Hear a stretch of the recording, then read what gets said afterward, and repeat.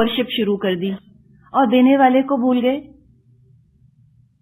تو شکر کا ڈیفینیشن لے کر آئیے دماغ میں. یہ شکر تو نہ ہوا کہ نعمت دینے والے کو بھول جایا جائے, اسی کو اگنور کر دیا جائے. سب کچھ اللہ نے دیا لیکن اسی پر اعتماد کرتے ہوئے گھبراتے ہیں, اسی کی بات پر ٹرسٹ کرتے ہوئے گھبراتے ہیں. تو یہاں ہمیں پھر سے شعوری طور پہ سوچنا ہے, ایاک نعبد, ایا اس میں بہت زور ہے, ایا صرف, اونلی, اللہ ہم صرف تیری عبادت کرتے ہیں. دیکھیں ایک بات ہوتی ہے نا کہ مثال کے طور پہ کوئی کہے کہ زید بھی عالم ہے, آلسو جس کو ہم کہتے ہیں نا, زید از آلسو اے اسکالر. کیا مطلب ہوا کہ اور بھی عالم ہیں اور زید بھی ایک عالم ہے. ایک کہتے ہیں زید ہی عالم ہے, زید از دی اونلی اسکالر. اس میں ہم نے سب کو نکال دیا. ہم کہتے ہیں کوئی اور عالم نہیں ہے سوائے زید کے. یہاں وہی چیز ہے, اس کو حسر کہا جاتا ہے. ہا موٹا والا ہا, حلوے والا, صاد را, حسر. ایاک صرف تیری, اس میں ہم سب کو نگیٹ کر رہے ہیں کہ ہم کسی کی عبادت نہیں کرتے, اللہ ہم صرف تیری عبادت کرتے ہیں. تو پھر عبادت کیا ہے؟ ہر وہ کام جو اسلام کے طریقے کے مطابق کیا جائے وہ عبادت ہے. امام غزالی رحمۃ اللہ علیہ لکھتے ہیں کہ عبادت کی 10 قسمیں ہیں. نماز, زکوٰۃ, روزہ, حج, تلاوت قرآن, ہر حالت میں اللہ کا ذکر کرنا, یہ بھی عبادت ہے. نمبر 7, حلال روزی کے لیے کوشش کرنا, لافل ذرائع سے, لافل مینز سے سسٹیننس حاصل کرنے کی کوشش کرنا. جیسے کہ حدیث میں آتا ہے الکاسب حبیب اللہ, حلال کمائی کرنے والا اللہ کا محبوب ہے. نمبر 8, مسلمانوں کے اور پڑوسی کے اور ساتھی کے حقوق ادا کرنا, نیبرز کے, جو ہمارے ساتھ لوگ ہیں, کولیگز وغیرہ, ان کے رائٹس ادا کر دینا, یہ بھی عبادت ہے. نمبر 9, لوگوں کو نیکی کا حکم دینا اور برائیوں سے منع کرنا. نمبر 10, رسول اللہ صلی اللہ علیہ وسلم کی سنت کا اتباع کرنا, فالو کرنا سنت کو, یہ بھی عبادت ہے. اب آپ دیکھیں کہنے کو 10 نکات ہیں, 10 پوائنٹس ہیں, لیکن پوری زندگی کو انہوں نے گھیر لیا. پہلے 5 کو تو ہم عبادت سمجھ کے کر لیتے ہیں, نماز, روزہ, حج, زکوٰۃ, قرآن کی تلاوت, لیکن آخری 5 کو تو ہم عبادت سمجھتے ہی نہیں, اہمیت نہیں دیتے. حالانکہ یہ 10 کام ہیں, سمجھے موٹے موٹے, ان کو آپ ذہن میں رکھیں. یہ کام اللہ نے ہمارے سپرد کیے ہیں, ہمیں یہ کام کرنے ہیں, اور ان کے متعلق پوچھ ہوگی اللہ کے ہاں قیامت کے دن کہ تم نے یہ 10 کام کیے تھے یا نہیں کیے تھے. تو یہ آسان تو نہیں ہے, کہنے کو 10 ہیں لیکن مشکل ہیں. تو جو ہی انسان کو یہ احساس ہوتا ہے کہ واقعی اللہ کی عبادت اتنا آسان کام تو نہیں ہے, فوراً دعا وہ کیا ہے, وَإِيَّاكَ نَسْتَعِينُ, اور اللہ ہم صرف تجھ ہی سے مدد مانگتے ہیں. نستعین, اس کا مادہ, اس کا روٹ عین واو نون ہے. ترتیب آپ دیکھیں, ایاک نعبد و ایاک نستعین. پہلے پکا ارادہ کیا ہے اللہ کی عبادت کرنے کا, دل آمادہ ہے, بندگی کا ارادہ ہے, اپنی انٹینشن کلیئر کر دی ہے بالکل کہ ہماری انٹینشن یہ ہے, ہم یہ کرنا چاہ رہے ہیں, ہمارا دل چاہ رہا ہے یہ کرنے کا. اور پھر اللہ کی مدد مانگی کہ اب اللہ تو ہماری مدد فرما. بعض دفعہ اپنا بالکل رجحان نہیں ہوتا, خود بالکل دل نہیں چاہ رہا ہوتا اللہ کی عبادت کرنے کا, اور کہتے ہیں اللہ سنتا ہی نہیں, اللہ مدد ہی نہیں کرتا. تو اللہ کی مدد مشروط ہے, کنڈیشنل ہے اپنے ارادے کے ساتھ. ارادہ کرو گے, انٹینشن ہوگی تو مدد آئے گی.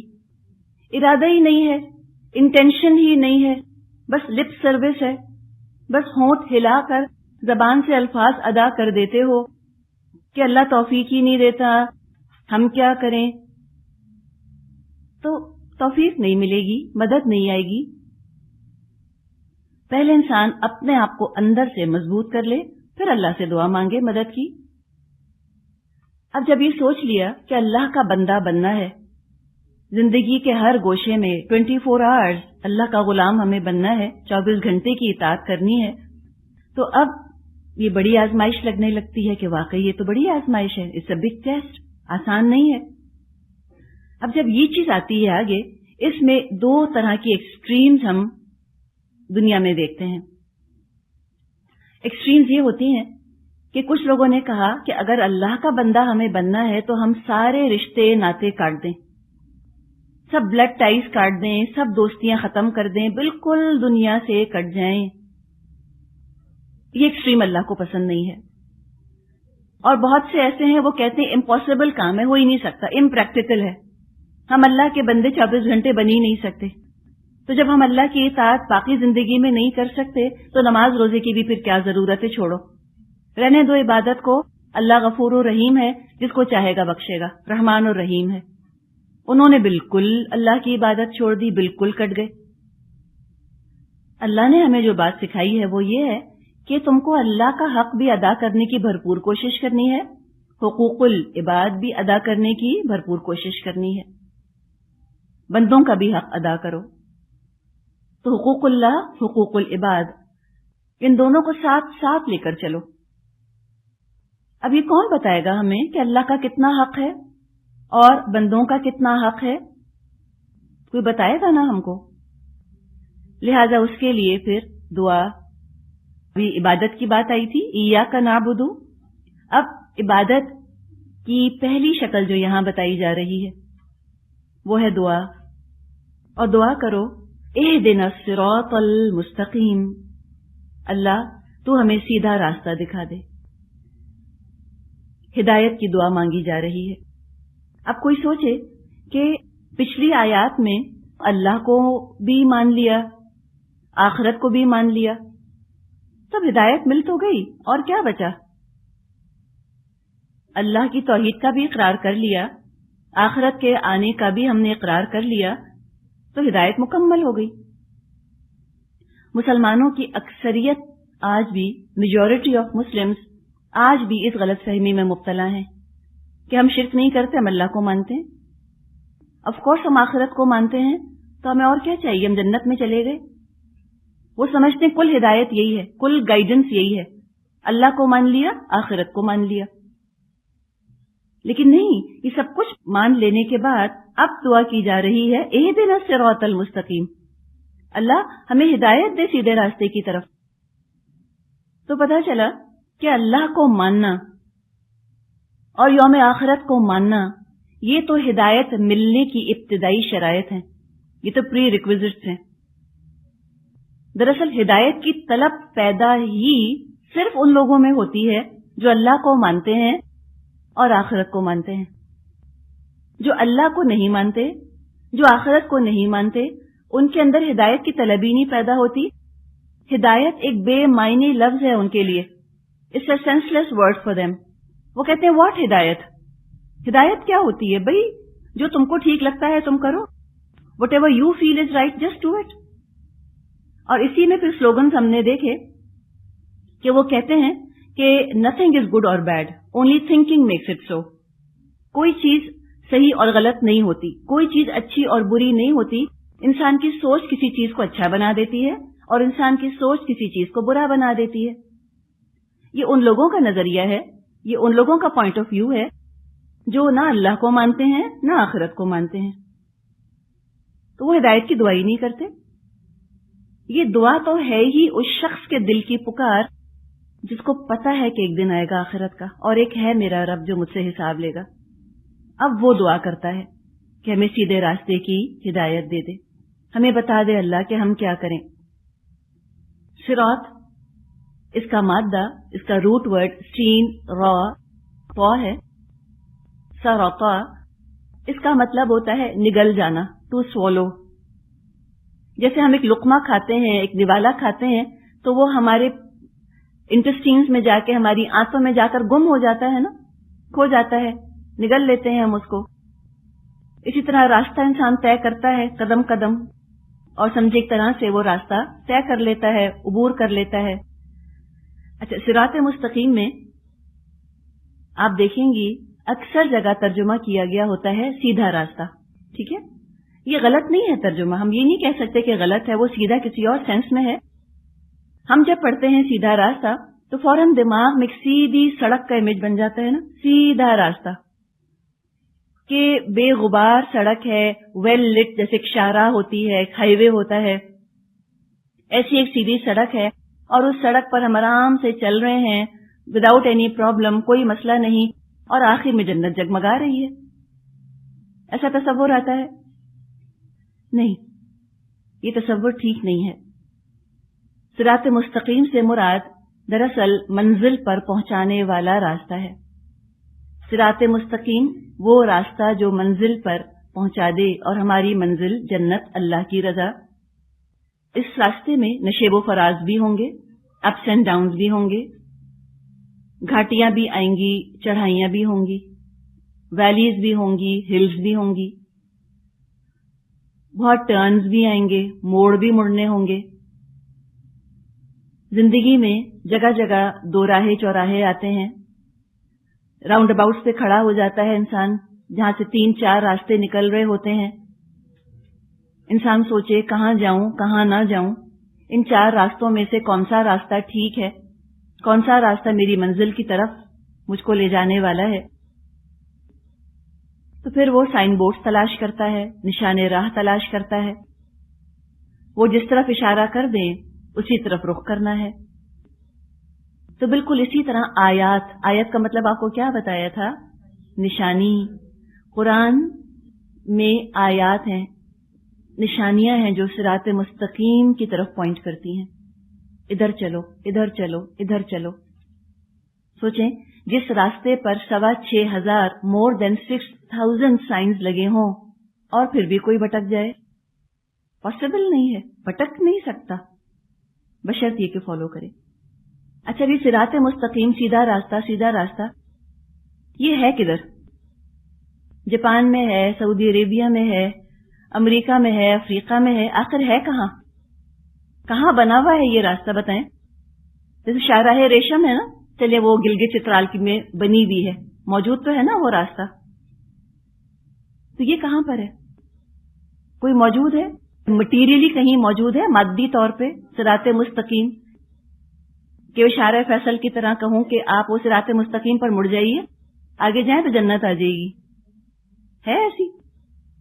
نہیں ہے نا، مادی چیز نہیں ہے، کوئی مٹیریل چیز نہیں ہے صراط مستقیم، بلکہ یہ دراصل ایک نظریہ ہے، عقیدہ ہے، ڈوگما ہے، بلیف ہے. بالکل جیسے دیکھیں آپ زندگی، میں آپ سے پوچھوں زندگی کیا چیز ہے؟ کوئی کانکریٹ چیز ہے؟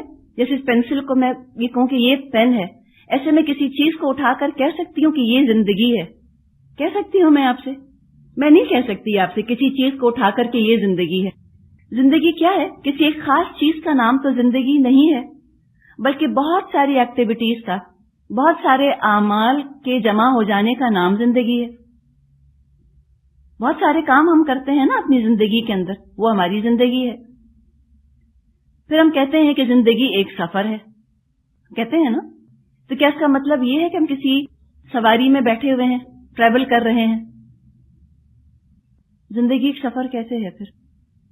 جی، کیا راستہ ہے جس کو کہ ہم طے کر رہے ہیں؟ شاباش جی، وقت وہ راستہ ہے جس پر کہ ہم سفر کر رہے ہیں. زندگی کا سفر کب ختم ہوتا ہے؟ جب وقت ختم ہو جائے. تو صراط مستقیم کو بالکل زندگی کے سفر کے ساتھ سمجھیے.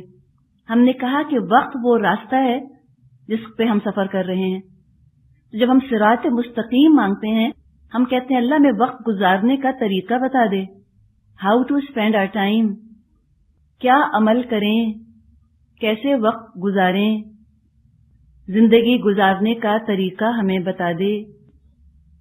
جب راستے پر ہم جاتے ہیں کبھی ایسے ہو سکتا ہے کہ ہم تھوڑی دیر تو اس راستے پر چلیں جو ہمیں منزل کی طرف لے کے جا رہا ہے، پھر ہم کہیں اور چل پڑیں، پھر تھوڑی دیر کے بعد آئیں، پھر کہیں اور چل پڑیں. ایسے ہوتا ہے؟ کبھی نہیں ہوتا. ہم ایک دفعہ اس راستے پر آ جاتے ہیں، ہم اسی راستے پر چلتے رہتے ہیں کنٹینیوسلی، مسلسل. تو اسی طرح مسلسل ہمیں ہدایت کی ضرورت ہے کہ اللہ ہم اپنا وقت کیسے گزاریں، کیا طریقہ اختیار کریں. یہ پارٹ ٹائم عمل نہیں ہے، جزوی عمل نہیں ہے. پارٹ ٹائم نہیں کرنا، فل ٹائم کرنا ہے یہ کام. اسی لیے ہم مسلسل اللہ سے ہر نماز میں ہدایت مانگتے رہتے ہیں. اہدنا الصراط المستقیم، کہ اللہ رات گزر گئی خیریت سے، فجر کے لیے ہم جانماز پر کھڑے ہو گئے، اب پورا دن آگے باقی ہے. اللہ سے دعا کی، اللہ اہدنا الصراط المستقیم، اللہ ہمیں وقت گزارنے کا صحیح طریقہ بتا دے، ہمیں سیدھے راستے کی ہدایت دے دے. اس کے بعد فجر سے وقت گزر گیا خیریت سے، پھر چند گھنٹے بعد دوبارہ ہم اللہ کے سامنے کھڑے ہو گئے، ظہر کا وقت آ گیا، پھر اللہ سے درخواست کی کہ اللہ اب جو باقی دن بچ گیا ہے اس میں ہمیں ہدایت دے دے. پھر تھوڑی دیر کے بعد عصر کے لیے، پھر مغرب کے لیے، پھر عشاء کے لیے، تاکہ کوئی وقت میرا ایسا نہ گزرے جس میں کہ میں ہدایت پر نہ ہوں. میں چاہتی ہوں کہ میں 24 گھنٹے ہدایت پہ رہوں. ابھی زندگی کا سفر جو ہم طے کر رہے ہیں اس میں بڑے بڑے خطرات بھی ہیں. اتنا آسان تو نہیں ہے. شیطان نے بڑے بڑے ٹریپس لگائے ہیں اس کے اوپر، جیسے کہ لینڈ مائنز کا آپ نے سنا ہوگا، افغانستان میں اور ان جگہوں پہ لینڈ مائنز لگائی تھیں. وہ ٹریپس کی طرح ہوتی ہیں نا، نظر تھوڑی آتی ہیں. غلطی سے پاؤں پڑ جائے تو انسان کتنا نقصان اٹھا لیتا ہے. وہ ڈیزی کٹرز کا آپ نے نام سنا ہوگا، پھولوں کی طرح لگتے ہیں. بچے اس کو پھول سمجھ کے اٹھانے کی کوشش کرتے تھے اور وہ ان کے ہاتھوں میں پھٹ جاتا تھا. تو یہ اس طرح کے ٹریپس ہیں، ایسے جال ہیں جو کہ شیطان نے بھی اس راستے پر بچھائے ہوئے ہیں، زندگی کے سفر کے راستے پر. بالکل میز کی طرح ہے، بھول بھلیوں کی طرح ہے یہ زندگی کا سفر. آسان نہیں ہے. اس کی انارمٹی کو سمجھیں کہ یہ کتنا مشکل سفر ہے. 10 طرح کے راستے ہیں، کوئی کہیں کوئی کہیں، لیکن جیسے پزلز آتے ہیں اخباروں کے اندر، اس کو اپنے سالو کیا ہوگا نا، وہ کہتے ہیں نا گھر ڈھونڈیے، تو سارے دوسرے راستے تو ڈیڈ اینڈز پر جا کر ختم ہو جاتے ہیں. ایک ہی راستہ ہے جو کہ اس منزل تک پہنچاتا ہے جہاں پہنچنا ہوتا ہے. تو اتنے سارے راستے ہیں. ہم اپنی منزل پر پہنچنا چاہتے ہیں خیر عافیت کے ساتھ، ہم ڈیڈ اینڈ پر نہیں پہنچنا چاہتے، ہم ہلاک ہونا نہیں چاہتے، ہم ایک محفوظ راستہ چاہتے ہیں. تو دیکھیں کیا مانگا ہم نے. صراط مستقیم دراصل کیا ہے؟ محفوظ راستہ، پروٹیکٹڈ وے. سب سے آسان راستہ ہم نہیں مانگ رہے کہ شو اس دا ایزیسٹ وے.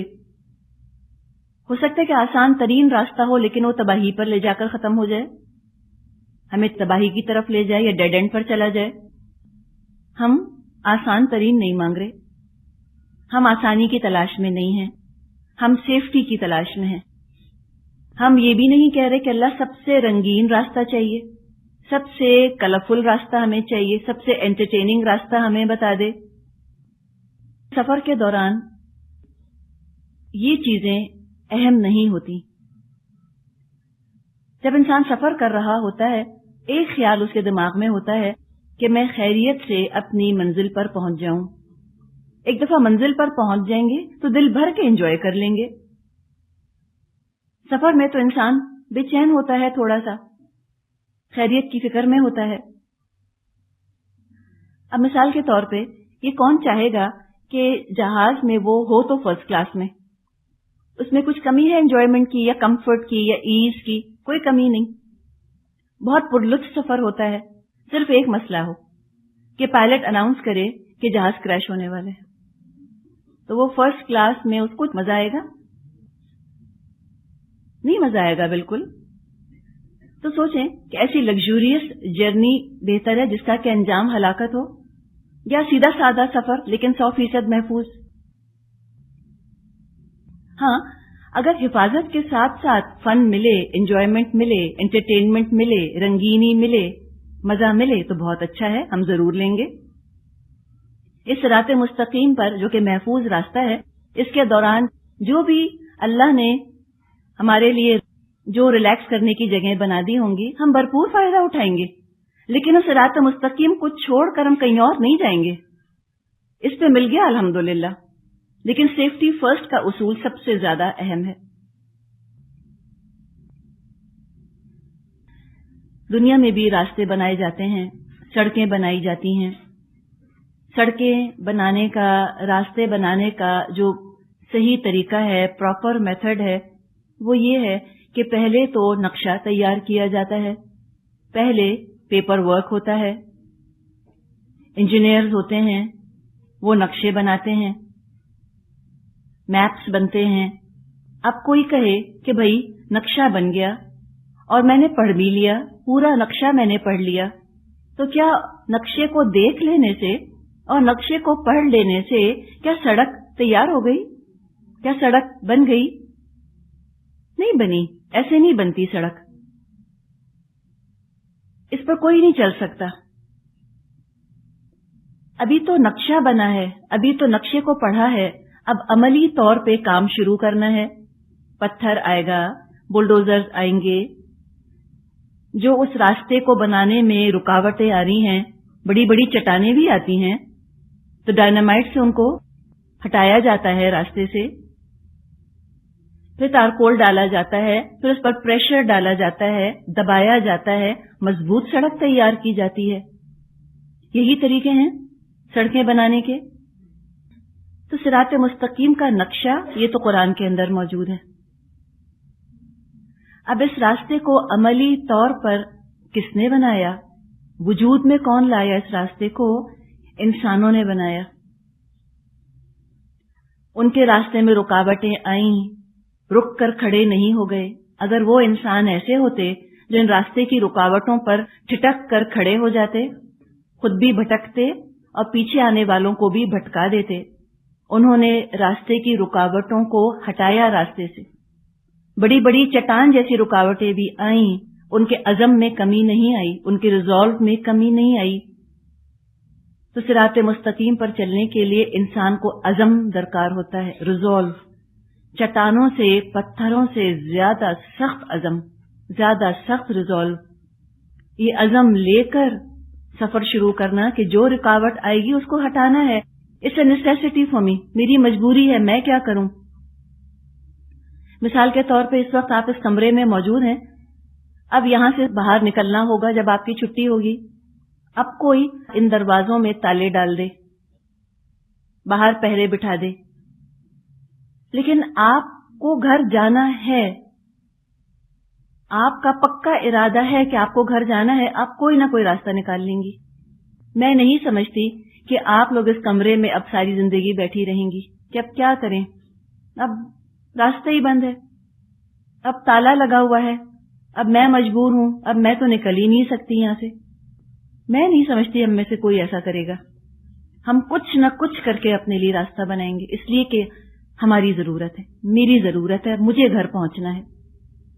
تو میری ضرورت ہے جنت میں پہنچنا، جنت تک پہنچنا میری ضرورت ہے.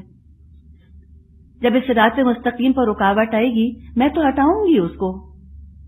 میں تو نہیں بیٹھ سکتی کہ اب رکاوٹ آ گئی تو اب میں کیا کروں، چلو یہیں بیٹھ جاتی ہوں. نہیں. تو یہ صراط ہے، یہ راستہ ہے، انسانوں نے اس کو بنایا ہے اور انسانوں کے نقش قدم سے، ان کے عمل سے یہ راستہ بنا. اللہ تعالی نے انسانوں میں سے بہترین انسانوں کو سب سے پہلے اس راستے پر چلایا. دے ور دی پائنیئرز، وہ شروعات کرنے والے تھے، وہ لیڈرز تھے. لیڈر کا کام سب سے مشکل ہوتا ہے، لہذا لیڈر کا درجہ بھی سب سے اعلیٰ ہوتا ہے اور اس کا اجر بھی سب سے اونچا ہوتا ہے. یہ لیڈرز کون تھے؟ یہ پائنیئرز کون تھے جنہوں نے کہ یہ راستہ بنایا؟ رسول، جی، انبیاء. مشکل ترین کام انبیاء کے حوالے کیا گیا. انہوں نے اللہ کی کتاب میں سے اس نقشے کو لے کر عملی طور پہ لوگوں کو کر کے دکھایا کہ دیکھو ایسے عمل کرو. جو اللہ نے ان کو ہدایات دیں پریکٹیکلی وہ کر کے دکھائیں. ابھی صراط مستقیم ہسٹری میں، تاریخ میں بالکل محفوظ ہے، موجود ہے. جو آج مجھ میں سے، آپ میں سے اس راستے پر چلنا چاہتا ہے، بالکل یہ سیف اینڈ ساؤنڈ یہ راستہ موجود ہے. پھر آپ دیکھیں خالی انبیاء اس راستے پر چلتے تو سب تو انبیاء نہیں ہوتے، سب تو نبی نہیں ہوتے، تو صرف اگر نبی اس راستے پر چلتے تو کیا ہوتا کہ جب نبی نہ ہوتے تو یہ راستہ گم ہو جاتا، دوبارہ مٹ جاتا، دھول مٹی اس پر پڑ جاتی، گم ہو جاتا۔ تو انبیاء نے یہ راستہ بنایا۔ اللہ تعالیٰ نے اس طریقے کی، اس راستے کی حفاظت اس طرح سے کی کہ انبیاء کے نقش قدم پر چلنے والے کچھ لوگ دنیا میں اللہ تعالیٰ بھیجتا رہا۔ انسانوں میں سے ایسے لوگ اٹھاتا رہا جو نبی تو نہیں تھے لیکن صدیق تھے، سچے لوگ، صدیق تھے، شہید تھے، شہادت دینے والے، سیدھے راستے کی گواہی دینے والے تھے، اور صالحین تھے، صالح لوگ تھے۔ وہ انبیاء کے نقش قدم پر چلتے رہے۔ اس سے کیا ہوا کہ یہ راستہ محفوظ ہو گیا۔ تو بالکل اسی چیز کی تشریح ہے، ایکسپلینیشن ہے جو آگے آ رہا ہے۔ اہدنا الصراط المستقیم، ہمیں سیدھا راستہ دکھا، صراط الذین انعمت علیہم غیر المغضوب علیہم ولا الضالین، ان لوگوں کا راستہ جن پر تو نے انعام فرمایا، جن پر غضب نازل نہیں ہوا اور جو بھٹکے ہوئے نہیں ہیں۔ صراط کس کا؟ الذین، ان لوگوں کا۔ یہاں یہ نہیں کہا کہ راستہ اس کتاب کا، صراط القرآن بھی تو کہا جا سکتا تھا، لیکن کیا کہا؟ صراط الذین۔ قرآن کا راستہ دیکھ کر تھیوری تو پتا چل گئی، کیا پتا کوئی کہتا ہے کہ تھیوریٹیکلی تو بہت اچھی بات ہے، پریکٹیکلی نہیں ہو سکتا، اٹس امپریکٹیکل، اٹس امپاسبل، قابل عمل نہیں ہے، بات بہت پیاری، عمل نہیں ہو سکتا۔ تو پتا چلا کہ با عمل ہے راستہ جو اللہ نے بنایا، اور لوگوں نے عمل کیا، کوئی بات نہیں چند نے کیا، لیکن بہرحال کیا، اور چند کا کرنا اس بات کی گواہی ہے کہ یہ انسانی طور پہ ممکن ہے، اٹ از ہیومنلی پاسبل اس راستے پہ چلنا۔ رائٹ برادرز جو تھے، جو ان کی پہلی فلائٹ تھی، جنہوں نے پہلا جہاز بنایا تھا، چند منٹ اڑا تھا، لیکن یہ بات اس نے ثابت کر دی کہ ہیویئر دین ایئر فلائٹ ممکن ہے، ہوا سے زیادہ بھاری چیزیں اڑ سکتی ہیں، یہ ثابت کر دیا نا، تھرمو ڈائنامکس کے رولز بتا دیے۔ ان لوگوں نے چل کر، ٹھیک ہے یہ میجورٹی میں نہیں تھے، اکثریت میں نہیں تھے، مائنورٹی میں تھے، اقلیت میں تھے، لیکن یہ ثابت کر دیا کہ انسان چل سکتے ہیں اس پر۔ تو ان لوگوں کا راستہ مانگا جا رہا ہے جن پر تو نے انعام فرمایا۔ اب یہ کون لوگ ہیں جن کا راستہ مانگا جا رہا ہے، جو انعام یافتہ لوگ ہیں؟ خود قرآن ہی نے اس کا جواب ہمیں دیا ہے۔ سورہ نساء آیت نمبر 69 فرمایا وَمَن يُطِعِ اللَّهَ وَالرَّسُولَ، اور جو کوئی اطاعت کرے گا اللہ اور اس کے رسول کی، فَأُولَئِكَ مَعَ الَّذِينَ أَنْعَمَ اللَّهُ عَلَيْهِمْ، تو وہ ان لوگوں کے ساتھ ہوں گے جن پر اللہ نے انعام فرمایا۔ جو اللہ اور اس کے رسول کی اطاعت کریں گے وہ ان لوگوں کے ساتھ ہوں گے جن پر اللہ نے انعام فرمایا، یعنی من النبیین والصدیقین والشہداء والصالحین، یعنی انبیاء اور صدیقین اور شہداء اور صالحین۔ کیسے لوگ ہیں یہ اللہ کا ایلیٹ کلب ہے، یہ اللہ کے ایرسٹوکریٹس ہیں، یہ رول ماڈلز ہیں جو اللہ نے دیے دنیا میں، جن کو ہم ایلیٹ سمجھتے ہیں، جو ہماری نظر میں ایرسٹوکریسی ہے، جو ہماری نظر میں رول ماڈلز ہیں، ان کے ساتھ تو ایک لمحہ گزارنے کو ہم اپنی زندگی کا سرمایہ سمجھتے ہیں، فخر کرتے ہیں، ہم اس کو تصویر کے ذریعے محفوظ کر لینا چاہتے ہیں تاکہ سب دیکھیں کہ فلاں سیلیبریٹی کے ساتھ ہم نے 2 منٹ گزارے تھے، یا کم از کم ایک فلیش بلب جلنے جتنی دیر ان کے ساتھ ہم نے وقت گزارا تھا، اور اس کو ہم اہتمام سے سجا دیتے ہیں۔ تو یہ بھی تو سیلیبریٹیز ہیں، ان کے ساتھ وقت گزارنا چاہتے ہو تو ان کے راستے پر چلو، ان کی تعظیم کرو، لیکن تعمیل بھی کرو، رسپیکٹ بھی کرو، ان کو اوبے بھی کرو۔ تو ان کے ساتھ کیا ہوگا؟ اللہ تمہیں ان کے ساتھ کر دے گا، چند سیکنڈ کے لیے نہیں، خالدین فیہا، ہمیشہ رہنے والے ہوتے ہوئے، ہمیشہ ہمیشہ ان کے ساتھ رہو گے۔ اور فرمایا وَحَسُنَ أُولَئِكَ رَفِيقًا، کتنے اچھے ہیں یہ رفیق جو کسی کو ملے، کیا اچھی کمپنی ہے یہ جو کسی کو میسر آ جائے، کیا خوش قسمت ہوں گے وہ لوگ جن کو یہ کمپنی ملے۔ صرف انبیاء کی بات نہیں ہوئی، جیسے بھی ہم نے بات کی ہے کہ انبیاء دنیا میں ہمیشہ نہیں رہتے، اور نبی اکرم صلی اللہ علیہ وسلم کے بعد نبوت رسالت کا دروازہ ہمیشہ کے لیے بند ہو گیا۔ ہر نبی کی امت میں کچھ لوگ ہوتے ہیں جو صدیق کہلاتے ہیں، سچے لوگ، نبی کی تعلیمات پر اور ان کے بتائے ہوئے طریقوں پر عمل کرتے ہیں۔ شہید ہوتے ہیں گواہی دینے والے لوگ، وٹنس، گواہ ہوتے ہیں، اور شہید وہ بھی ہوتے ہیں کہ جنہوں نے دین کی حفاظت کے لیے جان دے دی ہو۔ صالحین، نیک لوگ، قیامت تک یہ تین کیٹیگریز تو موجود رہیں گی، صدیقین، شہداء، صالحین، جو انبیاء کے بنائے ہوئے راستے کو تازہ رکھیں، تاکہ قیامت کے دن کوئی یہ نہ کہہ سکے کہ اللہ ہم تو چلنا چاہتے تھے سیدھے راستے پر، راستہ گم ہو گیا، ہمیں پتہ ہی نہ چلا وہ کہاں چلا گیا، تو ہم کیسے چلتے اس راستے پر؟ نہیں، وہ راستہ اللہ تعالی نے محفوظ رکھا ہے۔ نبی اکرم صلی اللہ علیہ وسلم نے ہمیں خوشخبری سنائی ہے کہ مسلمان امت کبھی پوری کی پوری گمراہ نہیں ہوگی، بلکہ ایک گروہ ہر دور میں ہمیشہ حق پر قائم رہے گا۔ اب ہم پوائنٹ کر کے نشاندہی نہیں کر سکتے کہ یہ جماعت حق پر ہے، یہ گروہ حق پر ہے، ہم صرف اپنے لیے دعا کر سکتے ہیں کہ اللہ مجھے اس گروہ میں شامل کر لے۔ اور گروہ کا مطلب یہ نہیں کہ کوئی خاص ان کا نام ہوگا، کوئی خاص ان کا نشان ہوگا۔ گروہ سے مراد ہے ایک جیسا عمل کرنے والے لوگ، ہو سکتا ہے کوئی ایک پاکستان میں ہو، ایک سعودی عربیہ میں ہو، کوئی ایک افریقہ میں ہو، کوئی ایک امریکہ میں ہو، کہیں بھی ہو سکتے ہیں، اسکیٹرڈ ہو سکتے ہیں، کوئی کسی گاؤں میں رہتا ہو، کوئی کسی رین فارسٹ میں رہتا ہو، لیکن عمل ان کا کیا ہوگا؟ عمل ہے جو کہ کامن فیکٹر ہے، عمل ان کا انبیاء کے نقش قدم پر اور صدیقین، شہداء، صالحین کے نقش قدم پر ہوگا۔ حدیث میں یہ مضمون بھی ہمیں ملتا ہے کہ بگاڑ اور فساد کے زمانے میں، کرپشن کے زمانے میں ایک سنت کو زندہ کرنے والے کے لیے بڑا ہی اجر ہے، مبارکباد کے مستحق ہیں وہ لوگ۔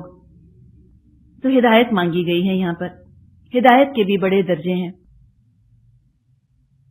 مثال کے طور پہ آپ کو راستے کی تلاش ہے، آپ گاڑی میں جا رہی ہیں، کہیں رک کر ہم پتہ پوچھ لیتے ہیں، تو ایک سب سے بنیادی درجہ ہدایت کا یہ ہے کہ کوئی آپ کو تھوڑا سا سمجھا دے کہ آپ یوں جائیے تو آپ فلاں جگہ پہنچ جائیں گی، وہ بھی ہدایت ہے، زبانی کلامی بتا دینا۔ اور مزید تھوڑا سا درجہ یہ ہوگا کہ وہ اور آپ کو ایکسپلین کرے کہ آپ جائیں گی تو ایک سائن بورڈ آئے گا، یا فلاں جگہ اس رنگ کا مکان آئے گا، یا یہ بورڈ لکھا ہوا آئے گا تو وہاں سے آپ مڑ جائیے گا۔ مزید وہ سمجھاتا ہے اور بتاتا ہے۔ کامل ہدایت یہ ہوگی کہ وہ کہے کہ میں آپ کے ساتھ چلتا ہوں، میں اپنی گاڑی میں آپ کے ساتھ چلتا ہوں، آگے آگے میں ہوں گا اپنی گاڑی میں، آپ میرے پیچھے پیچھے آئیے گا، اور وہ منزل تک خود پہنچا دے۔ اب تو غلطی کا اور بھٹکنے کا کوئی امکان ہی نہیں، الا یہ ایکسپٹ یہ کہ کوئی خود اپنی مرضی سے اس کو فالو کرنا چھوڑ دے۔ اب یہ اس کی اپنی مرضی، اس نے تو ہدایت دینے میں کسر نہیں چھوڑی۔ تو انبیاء نے یہ کام کیا، انگلی پکڑ کر ہمیں چلایا، آگے آگے لیڈ کیا اور کہا میرے پیچھے پیچھے آؤ۔ اب جو اپنی مرضی سے اس راستے کو چھوڑ دے اس کی اپنی چوائس ہے، تو اپنے بھٹکنے کا الزام قیامت کے دن وہ کسی اور کے سر پہ رکھ نہیں سکے گا۔ منزل تک پہنچنے کے لیے انسان کو ہدایت کی ضرورت رہتی ہے۔ جو ہمارا سفر ہے زندگی کا، یہ موت پر ختم ہوگا، تو مرنے تک، مرتے دم تک انسان کو سیدھے راستے پر چلنا ہے۔ امیجن کریں کہ ساری زندگی چلتے رہے اور آخر میں بھٹک گئے، پورا دن صحیح راستے پر چلتے رہے، آخر میں کہیں ادھر ادھر مڑ گئے، راستہ گم کر بیٹھے، تو ٹائم بھی ضائع ہوا، محنت بھی ضائع ہوئی۔ آپ نے وہ دیکھا ہوگا نا، وہ اسنیکس اینڈ لیڈرز کا جو گیم ہوتا ہے، لوڈو کا گیم ہوتا ہے نا، کہیں تو سیڑھیاں بنی ہوتی ہیں، پتہ نہیں ہمارے زمانے میں ہم جب چھوٹے تھے تو 99 پر انہوں نے ایک بڑا سا سانپ بٹھایا ہوا تھا، اتنا ڈر لگتا تھا اس 99 سے، اگر اس پر گوٹ آ گئی تو گئے نیچے بالکل۔ تو بالکل اسی طرح ہے، زندگی کا اختتام بھی بڑا اہم ہے۔ کوئی یہ نہ سوچے کہ ساری عمر تو نیکیاں کرتے رہے، اب ہو گئے 80 سال کے، اب کہاں بھٹکیں گے. بالکل بھٹک سکتے ہیں. بہت محتاط ہونے کی ضرورت ہے. ایسا نہ ہو سب کی کرائی محنت جو ہے وہ ضائع ہو جائے. تو آخری سانس تک ہدایت مانگنی ہے. جب لوگ جنت میں پہنچیں گے انشاءاللہ تعالی، دعا کریں ہم ان لوگوں میں سے ہوں. وقالو، جنتی کہیں گے، الحمدللہ الذی ہدانا لہذا وما كنا لنهتدی لولا ان ہدانا اللہ لقد جاءت رسل ربنا بالحق ونودوا ان تلکم الجنۃ اورثتموها بما کنتم تعملون. وہ کہیں گے سب تعریف اللہ کے لیے ہے جس نے ہم کو یہ راستہ دکھایا. الحمدللہ سے سفر شروع ہوا تھا. سورہ فاتحہ الحمدللہ سے شروع ہوتی ہے. جنت میں پہنچ کر جب سفر ختم ہو جائے گا تب بھی یہی کہیں گے الحمدللہ کہ اللہ نے ہم کو یہ راستہ دکھایا. ہم خود راستہ نہ پا سکتے تھے اگر اللہ ہماری رہنمائی نہ فرماتا. ہمارے رب کے بھیجے ہوئے رسول حق لے کر آئے تھے اور ان کو پکارا جائے گا کہ یہ جنت ہے جس کے تم وارث آج بنے ہو، بما کنتم تعملون، بوجہ اس عمل کے جو تم کرتے رہے تھے. اب دیکھیں سیدھے راستے کی تڑپ بہت زیادہ ہے، طلب بہت زیادہ ہے، تو مزید وضاحت کے ساتھ اس کو بیان کیا گیا. جب چیز انسان کو بہت شدت سے چاہیے ہوتی ہے تو وہ صرف ایک دفعہ کہنے پر اکتفا نہیں کرتا، بلکہ وہ اس بات کو بار بار دہراتا ہے، مختلف انداز سے بیان کرتا ہے تاکہ اگلا سمجھ جائے کہ میں کیا مانگ رہا ہوں. جیسے بعض دفعہ بچیاں، ان کو کوئی ڈال چاہیے ہوتی ہے، گڑیا، تو وہ خالی یہ نہیں کہتی ہیں آپ سے آ کر کے ہمیں ڈال چاہیے. وہ کہتی ہیں وہ ڈال اس دکان پہ رکھی ہے، بلو آئیز ہیں، اس نے پنک ڈریس پہنا ہے. کتنا ایکسپلین کرتی ہیں نا، سمجھاتی ہیں. کیوں اتنا سارا بولتی ہیں وہ اس کے اوپر؟ اس لیے کہ ان کو کریونگ ہے نا، ان کو بہت طلب ہے اس کی. تو یہ جو دعا مانگی جا رہی ہے سیدھے راستے کی، اس میں آپ کو یہ طلب محسوس ہو رہی ہے، کریونگ ہے اس راستے کی. اہدنا الصراط المستقیم کافی تھا کہنا، لیکن نہیں، اب اور ایکسپلین کیا. کون سا راستہ؟ صراط الذین انعمت علیہم، اللہ راستہ ان لوگوں کا کہ جن پر تو نے انعام فرمایا، جن کو تو نے نعمت دی، ان کا راستہ چاہیے. اب کبھی اپنے معاشرے میں آپ لوگوں سے پوچھیں رینڈم کہ بتائیں آپ کے پاس کیا کیا نعمتیں ہیں، تو وہ کیا بتائیں گے آپ کو؟ کیا گنوائیں گے نعمتوں میں؟ وہ کہیں گی جی اللہ نے بڑا کرم کیا ہمارے اوپر، اللہ نے ہم کو اولاد دی، دولت دی، عزت، اقتدار، پوزیشن، پاور، آرام، سوشل سٹیٹس، یہ سب گنوائیں گے نا وہ آپ کو. اس کو ہم نعمت کہتے ہیں. یہ آپ کو جواب ملے گا. چلے ٹھیک ہے، اب اس جواب کو ذہن میں رکھیے اور ایک سینیریو لے کر آئیے دماغ میں. ایک تصور کیجئے فرعون کے دربار کا. فرعون کا دربار ہے، بڑی شان و شوکت.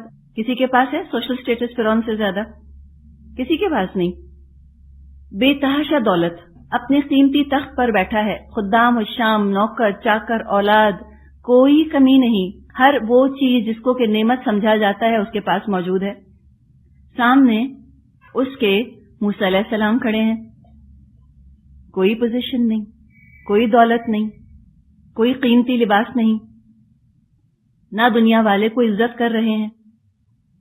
تو فرعون میں سے اور موسیٰ علیہ السلام میں سے نعمت والا کون ہے؟ ہمارے حساب سے جو ہمارے معاشرے کے اندر تصور پایا جاتا ہے اس حساب سے تو فرعون نعمتوں والا ہوا. تو کیا ہم فرعون کا راستہ مانگ رہے ہیں؟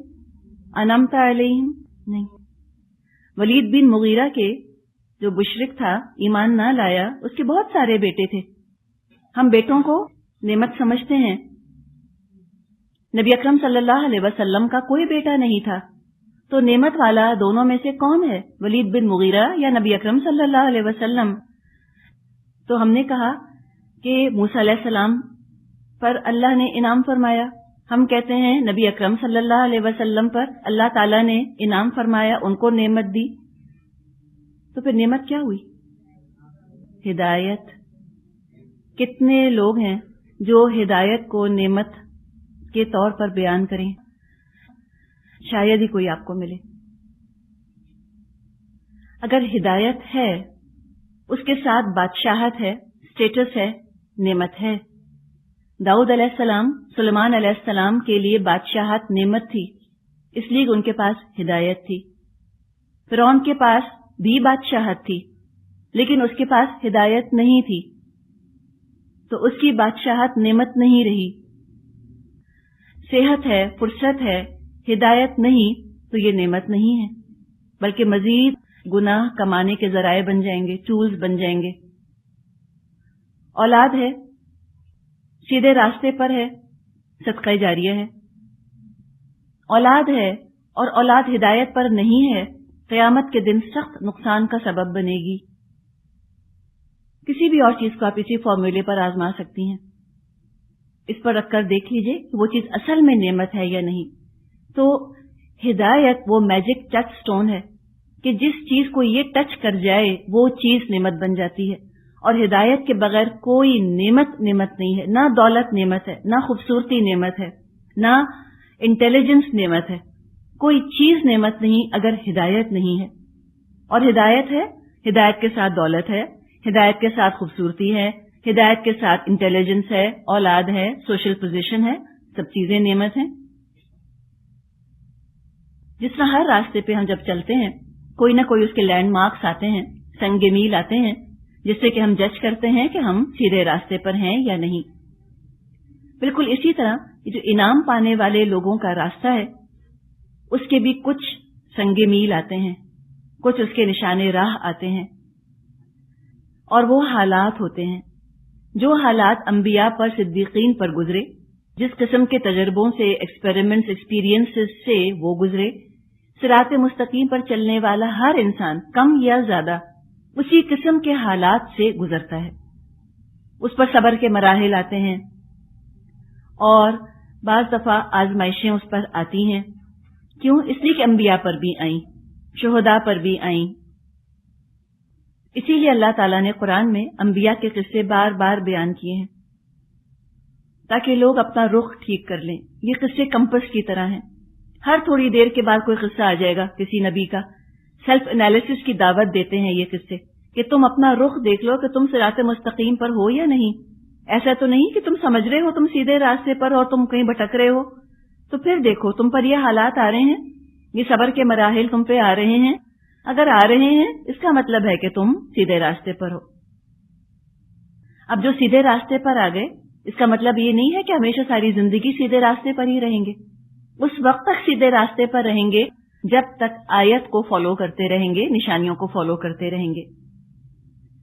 बाहर के मुल्कों में आपने देखा होगा साइंस लगे होते हैं, जो आप में से बाहर गए हैं, एक साइन अगर आपने मिस कर दिया आप कहीं से कहीं निकल जाएंगे, कहां से कहां पहुंच जाएंगे। इंसान बिल्कुल ही भटक जाता है। लिहाजा साइंस को फॉलो करना निहायत जरूरी। बाज लोग गलत टर्न ले लेते हैं, कहीं और चले जाते हैं। तो ये हुआ, क्या हुआ कि कुछ लोग थे जो सीधे रास्ते पर आ गए, लेकिन ये जो सीधा रास्ता है फिर ये समझें कि बाइफोकेट कर जाता है, ब्रांच ऑफ कर जाता है तीन तरह से। सीधा रास्ता तो है, आगे जाके क्या हुआ, तीन शाखें बन गई इसकी, ब्रांच ऑफ कर गया। एक जो कि सीधा रास्ता सीधा ही चलता चला गया, ये है सिराते मुस्तकीम। एक जो है वो एक्सट्रीम राइट पे चला गया, एक इंतहा पर चला गया, एक एक्सट्रीम लेफ्ट पर चला गया, दूसरी इंतहा पर चला गया। थे पहले सब सीधे रास्ते पर, लेकिन क्या हुआ कि सही निशान फॉलो ना करने की वजह से गलत पगडंडियों पर चले गए, तो भटक गए, बहुत दूर चले गए। अब इन्हीं का जिक्र आ रहा है इस आयत के अंदर। इन एक्सट्रीम ग्रुप्स का जिक्र आ रहा है। एक है मगदूब अलैहिम, एक है दालीन। मगदूब अलैहिम कौन है? मगदूब का मादा गैन बौद बा गजब से बना है ये लफ्ज, जिन पर अल्लाह का गुस्सा नाजिल हुआ, अल्लाह का गजब जिन लोगों पर नाजिल हुआ। तो ये भी कहा पॉजिटिव अंदाज में कि अल्लाह हमें इनाम याफ्ता लोगों का रास्ता चाहिए, साथ साथ ये भी कह दिया अल्लाह उनका रास्ता नहीं चाहिए जिन पर तेरा गजब नाजिल हुआ। ये कौन लोग थे जिन पर अल्लाह का गजब नाजिल हुआ? और रहमान और रहीम का रास्ता, और रहमान और रहीम अल्लाह, और फिर गजब करे वो किसी पर, कोई वजह होगी ना, हो नहीं सकता कि बिला वजह अल्लाह किसी पर गजब करे। तो चलें फिर हम मिसालों से समझते हैं। किसी भी आप सड़क को जहन में लेकर आ जाइए, एक रास्ता है, सीधा मंजिल पे जा रहा है। अब क्या हुआ, इस रास्ते पर چلنے والوں سے کچھ لوگوں کو چڑ ہو گئی، ان کو ضد ہو گئی. ایک وہاں پر کوئی پریشر گروپ ایسا بن گیا، کھڑا ہو گیا اس سڑک کے اوپر. اب جو اس راستے پر چل رہا ہے، سیدھے راستے کی طرف جانا چاہ رہا ہے، وہ اس کو برا لگنے لگ گیا. کہتے یہاں مت چلو. تنگ کرنا شروع کر دیا، مارنا شروع کر دیا، ہیرس کرنا شروع کر دیا لوگوں کو جو اس راستے پہ چل رہے تھے. اور جو بھی سیدھے راستے کے نشانات تھے، سائن بورڈز تھے، ان کو بھی بدل دیا. حالانکہ وہ خود جانتے تھے کہ ہم برا کر رہے ہیں، ہم غلط کر رہے ہیں، ہمیں ایسے کرنا نہیں چاہیے. لیکن شرارت کی وجہ سے، تکبر کی وجہ سے، سٹبن ڈٹائی کی وجہ سے کرتے چلے گئے. ایسے ہی خود بھی بھٹک گئے اور جو بعد میں آنے والے لوگ تھے ان کو بھی بھٹکا دیا. اب جن لوگوں نے ان کو منع کیا کہ تم یہ کام مت کرو، تم غلط کام کر رہے ہو، تم سیدھے راستے پر چلنے والوں کو کیوں تنگ کر رہے ہو، کیوں اتنا ہراس کرتے ہو ان کو، تم اس سائنس میں کیوں تبدیلی کر رہے ہو، لوگ ہلاک ہو جائیں گے. تو ایسے لوگوں کو مارنا پیٹنا شروع کر دیا انہوں نے. دشمن ہو گئے، کتنوں کو تو جان سے ہی مار ڈالا، قتل ہی کر دیا. اگر آپ کسی کو ایسا کام کرتے ہوئے دیکھیں تو آپ کو اس پر غصہ آئے گا یا پیار؟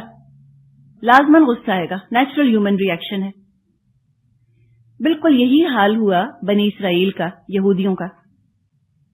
اللہ نے ان کو صراط مستقیم صاف دکھا دی. اللہ تعالیٰ نے انبیاء ان میں بھیج دیے، نبیوں کا راستہ اپنا بھی لیا، انہوں نے اڈاپٹ بھی کر لیا.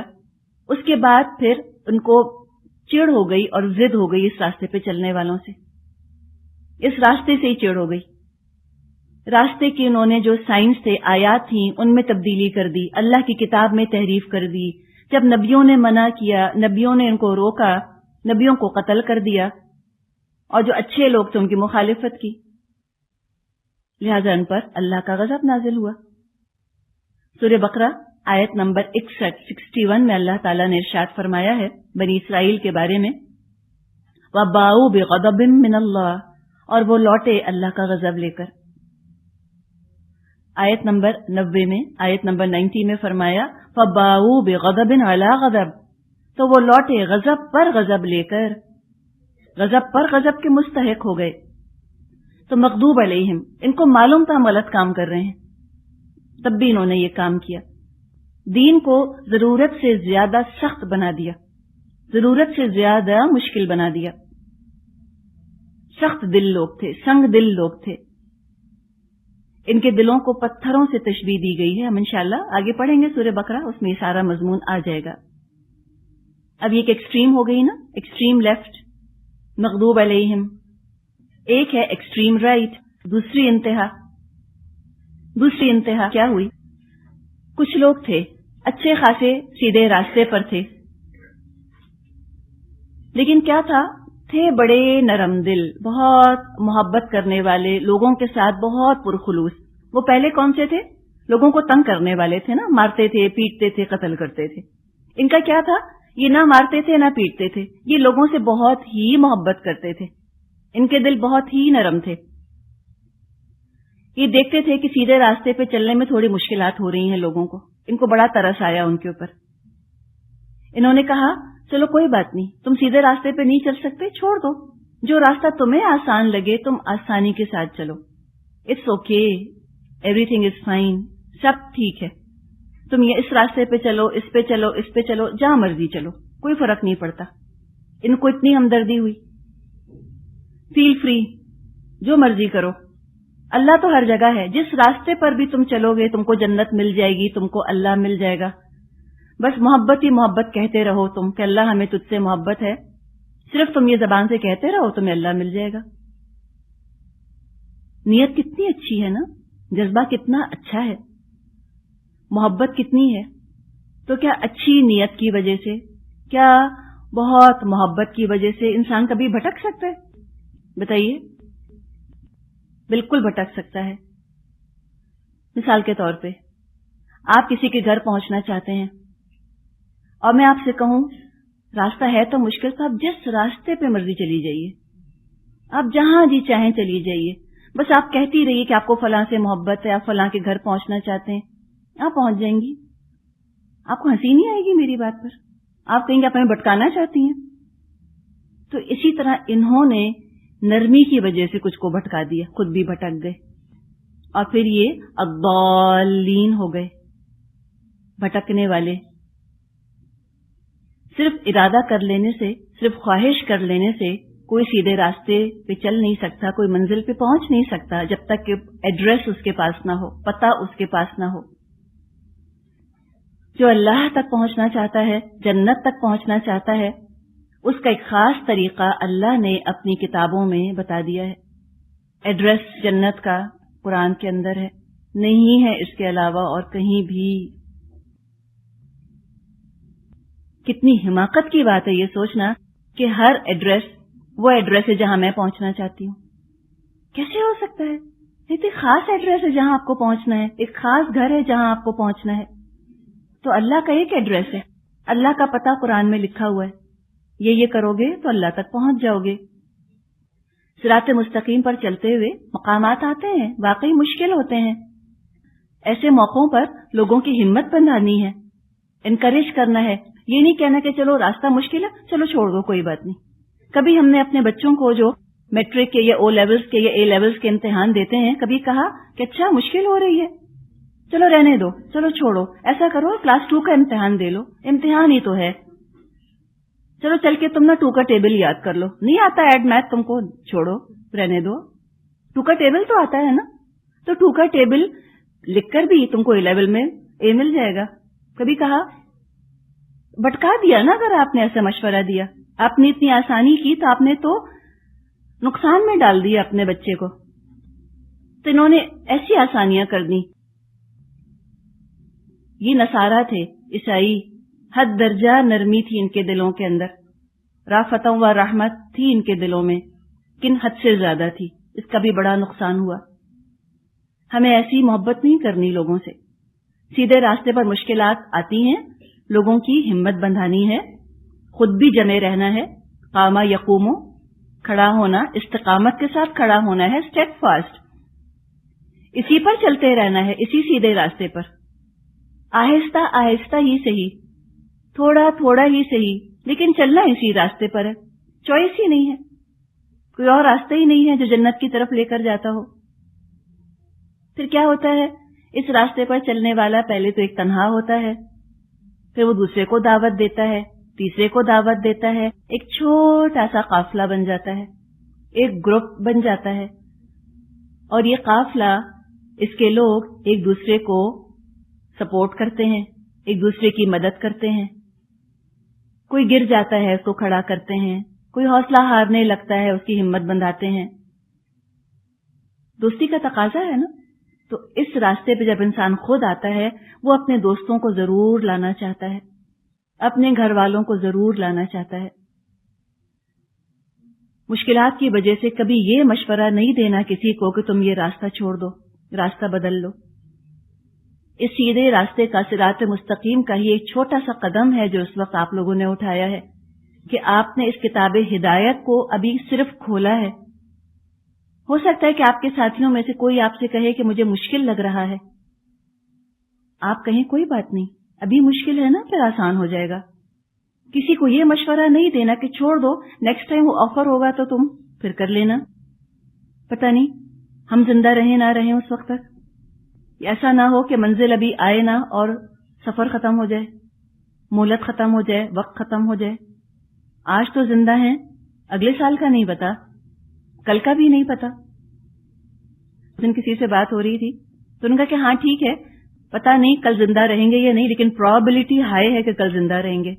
جو بہت زیادہ ریشنلسٹ ہوتے ہیں، ایجوکیٹڈ، اسی طرح بات بھی کرتے ہیں نا، تو یہ بتانا ہے کہ زندگی میتھ کے فارمولے کی طرح نہیں چلتی، 2+2 کی طرح نہیں ہے، کوئی اپنی ایکسپائری ڈیٹ لے کر نہیں پیدا ہوتا کہ 1990 میں مینوفیکچر ہوا تھا، 2040 میں ایکسپائر ہو جائے گا،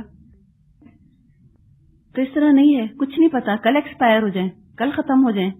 میتھ کے فارمولے نہیں چلتے زندگی کے اوپر، وہ تھیوریز نہ لگائیں اس پر۔ تو اگر کوئی یہ کہے مشکلات کی وجہ سے کہ راستہ چھوڑ دو، تو یہ ہمدردی کے روپ میں بہت بڑی دشمنی کی، بہت برا کیا، بہت بڑا نقصان کیا، منزل گم کر دی اس کی۔ تو یہود نے رسول دشمنی کی وجہ سے اپنے آپ کو مغضوب علیہم بنایا، सीधे रास्ते से हट गए। ईसाई रसूल की मोहब्बत में सीधे रास्ते से हट गए। ईसाई रसूल की मोहब्बत में, हद से बढ़ी हुई मोहब्बत में सीधे रास्ते से हट गए। यहूदियों ने इंसानियत से नफरत की, ह्यूमैनिटी से नफरत की। ईसाइयों ने इंसानियत से मोहब्बत की। वो नफरत में हद से बढ़ गए, ये मोहब्बत में हद से बढ़ गए, दोनों ही सीधे रास्ते से हट गए। हद से बढ़ी हुई मोहब्बत भी गुमराह कर देती है, याद रखिए इस बात को। हम समझते हैं ना कि मोहब्बत तो बस अच्छी ही है, बस लव ही लव होना चाहिए। मोहब्बत अच्छी है लेकिन एक खास हद तक अच्छी है। तो मोहब्बत की भी लिमिटेशंस होती हैं, मौका महल होता है, मकाम होता है मोहब्बत का, कब करनी है और कितनी करनी है। हमें कौन सिखाएगा कितनी मोहब्बत करनी है रसूल से, कितनी ताजीम करनी है रसूल की? कौन बताएगा? खुद रसूल सल्लल्लाहु अलैहि वसल्लम ने हमें बताया है कि तुम लोग मुझसे कितनी मोहब्बत करो, तुम मेरी किस तरह ताजीम करो, मेरी रिस्पेक्ट का तरीका क्या होना चाहिए, सब आपने बताया। उन्हीं से हिदायत लेनी है। तो कहीं ऐसा ना हो कि अपने दिल को, अपनी ख्वाहिश को, अपने नफ्स को हिदायत का जरिया और हिदायत का सोर्स बना लें। समझे कि भाई क्या हाल है, जब मेरा दिल चाहता है मैं यूं करूं, तो दिल चाहने से दुनिया में कुछ नहीं मिला, आखिरत में कैसे मिलेगा? तो 3 रास्ते हमारे सामने आ गए। एक तो अनमता अलैहिम लोगों का रास्ता, इनाम पाने वाले लोगों का, जो हमें चाहिए। एक उनका रास्ता जिन पर अल्लाह का गजब नाजिल हुआ, ये हमको नहीं चाहिए। एक वो जो सीधे रास्ते से भटक गए, इनका रास्ता भी नहीं चाहिए। ये दुआ है, इसके आखिर में आमीन कहा जाता है, यानी कि अल्लाह ऐसा ही हो। ये आम लफ्ज है, ये जूस भी इस्तेमाल करते हैं, क्रिश्चियंस भी एमन कहते हैं ना जी। आमीन यानी कि अल्लाह ऐसा ही हो। और आमीन कुरान में लिखा हुआ तो नहीं है, लेकिन चूंकि सुन्नत से हमें पता चला इसलिए हम भी आमीन कहते हैं। अब आगे जो पूरा कुरान है इसमें इन्हीं 3 रास्तों की तफसील है, इन्हीं के बारे में बताया गया। ये करोगे तो इनाम पाओगे, ये करोगे तो गजब आएगा अल्लाह का, ये करोगे तो भटक जाओगे। पूरी शरीयत है कुरान के अंदर। शरीयत का मतलब भी दरअसल रास्ता ही होता है। आप सिराते मुस्तकीम कह लें या आप शरीयत कह लें। सिराते मुस्तकीम मांगी, अल्लाह ने शरीयत दिखा दी। हम कहते हैं ना शारे फैसल, शारे, इसी से शरीयत लफ्ज बना है। शारे का मतलब होता है सड़क, शरीयत का मतलब होता है the road of right activity, सही काम करने का रास्ता, तरीका। पूरा कुरान इसी की तफसील है। अगली इंशाल्लाह सूरह बकरा हम पढ़ेंगे, इसमें मगदूब अलैहिम लोगों की बात होगी, यानी बनी इसराइल और मुनाफिकीन, इन पर अल्लाह का गजब भड़का। सूरह बकरा के बाद हम सूरह आल इमरान पढ़ेंगे इंशाअल्लाह ताला। उसमें बॉलीन का जिक्र आया, यानी कि जो सीधे रास्ते से भटक गए। और बीच बीच में इनाम पाने वाले लोगों का जिक्र आएगा, उनकी बातें, उनके काम, ये करो ये ना करो। जो दुनिया में सिराते मुस्तकीम पर चल पड़ा वो पुले सिरात पर से भी खैरियत से गुजर जाएगा। कभी पुले सिरात के लफ्ज पे आपने गौर किया? क्या लफ्ज है? सिरात से ही है ना जी। जो सिराते मुस्तकीम पे चला दुनिया में, वो इंशाल्लाह आखिरत में पुले सिरात पे से भी गुजर जाएगा। एफर्ट करनी है, मेहनत करनी है, मेहनत के बगैर कुछ नहीं मिलता। आप बगैर मेहनत के तो यहां बैठी भी नहीं है, हो नहीं सकता। आपने कितनी प्लानिंग की, आपने कितना सोचा, आपने कितने मुख्तलिफ पहलुओं पर गौर किया, तो अल्हम्दुलिल्लाह पहला कदम उठाया। तो दुआ करें कि ये तसलसल कायम रहे ना, ये कंटिन्यू रहे। एक कदम उठाकर कौन पहुंचा है जन्नत में, बताइए? इसको कुल समझ लेना या समझना ये भी बहुत ही हो गया, ये भी हमने काफी कर लिया, नहीं। इसको तो कंटिन्यू करने की, कंटिन्यू रखने की जरूरत है। वलाखिरु दावाना अनिल हम्दुलिल्लाहि रब्बिल आलमीन। सुब्हानकल्लाहुम्मा व बिहम्दिका नशहदु अल्ला इलाहा इल्ला अंता नस्तगफिरुका व नतूबु इलैक। अस्सलामु अलैकुम व रहमतुल्लाहि व बरकातुहू।